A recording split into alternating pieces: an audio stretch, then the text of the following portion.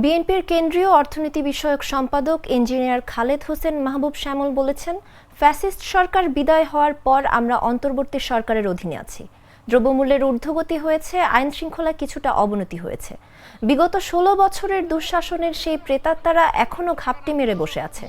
শুক্রবার সন্ধ্যায় ব্রাহ্মণবাড়িয়া আদালতের নারী ও শিশু ট্রাইব্যুনাল আদালত ১-এর নবনিযুক্ত পিপি আরিফুল হক মাসুদকে তার নিজ ইউনিয়ন সুলতানপুরে গণসংবর্ধনার অনুষ্ঠানে প্রধান অতিথির বক্তব্যে তিনি এসব কথা বলেন। প্রধান অতিথিকে বিশেষ অতিথি হিসাবে জনগণের আসন ক্ষমতার উৎস এবং দাবিদার।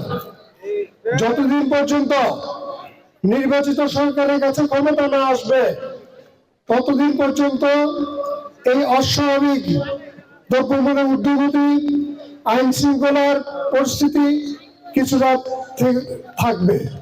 সেই জন্য আজকে আমাদের মহাসচিব থেকে শুরু করে আমরাও বলি যে অবিলম্বে একটি নির্বাচন কমিশন আপনারা গঠন করেছেন, সেজন্য আপনাদেরকে সাধুবাদ জানাই। সেই নির্বাচন কমিশনের মাধ্যমে তফসিল ঘোষণা করুন এবং নির্বাচনের ব্যবস্থা করে জনগণ যাকে ইচ্ছা তাকে ভোট দেবে, তাদের কাছে আপনারা ক্ষমতা হস্তান্তরের প্রক্রিয়াটা আপনারা খুব শীঘ্রই শুরু করবেন। এটা আমাদের ব্রাহ্মণবাড়িয়ার আমাদের এই প্রত্যাশা। মাঠের অলরাউন্ডার আমি, আর ঘরের allrounder Taylox. Taylox toilet cleaner, clean মানেই টাইলক্স।